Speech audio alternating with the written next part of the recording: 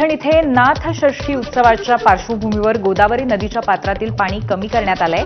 पाणी ओसरल्यामुळे नदीचं पात्र मोठ्या प्रमाणात उघडं पडलं आणि या उघड्या पडलेल्या पात्रामध्ये सोनं शोधण्यासाठी शेकडो लोकांची एकच झुंबड उडाली आहे. हातामध्ये चाळण्या, टोपल्या आणि शोधक नजरा घेऊन अबालवृद्ध नदीच्या गाळात नशीब आजमावतायत. पैठण इथल्या नाथ मंदिर परिसराच्या पाठीमागे दशक्रियाविधी घाट आहे आणि या ठिकाणी वर्षभर दररोज शेकडो दशक्रियाविधी पार पडतात.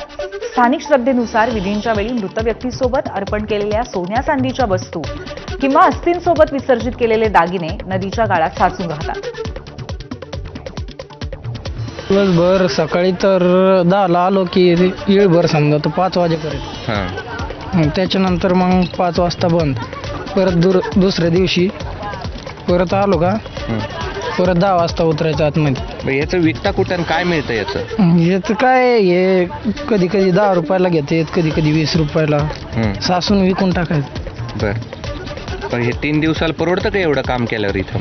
मग आता काही काय ना पोट भरावंच लागतं याच्यावरच.